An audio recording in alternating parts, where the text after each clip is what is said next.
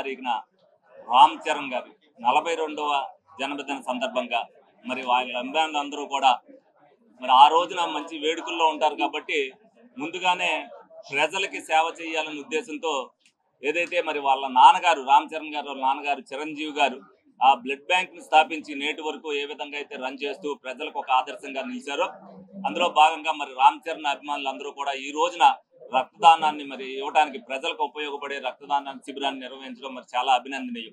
ఎందుకంటే ఆ కుటుంబంలో సేవా గుణం ఏర్పడి చిరంజీవి గారి గుణం ఏదైతే ఆయన స్థాపించారో ఆ బ్లడ్ విషయంలో కానీ అలాగే పవన్ కళ్యాణ్ గారు వచ్చిన తర్వాత పవన్ కళ్యాణ్ గారు కూడా ప్రజల కోసం రైతుల కోసం ఏ విధంగా అయితే సేవా కార్యక్రమాలకు పాల్గొంటూ జనసేన స్థాపించి మరి ప్రజా సంక్షేమం కోసం రాజకీయాల్లోకి వచ్చారో మరి వాళ్ళ అభిమానులు కూడా అందరికీ కూడా ప్రజలకి సేవ చేయాలి ఏదో విధంగా అందించాలనే ఉద్దేశంతో వాళ్ళందరినీ కూడా ఇన్స్పిరేషన్ చేస్తూ వాళ్ళు కూడా రేపొద్దున సమాజానికి ఉపయోగపడేటట్టుగానే మనం చెయ్యాలి అనేది కూడా ప్రజల ప్రాణాలు కాపాడటానికి ఈ రక్తం ఎంత అవసరం అనేది మనం ఆపద సమయంలో చూస్తున్నాం.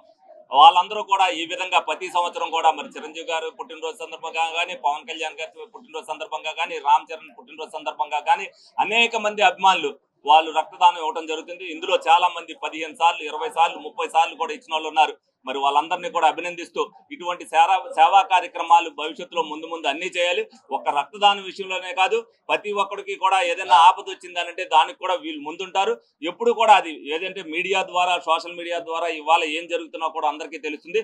అందులో కూడా పాలు పంచుకునే నెంబర్ 1లో మరి చిరంజీవి కుటుంబ అభిమానులు ముందుండాలని చెప్పి మనస్ఫూర్తిగా కోరుకుంటూ సెలవు తీసుకుంటాం.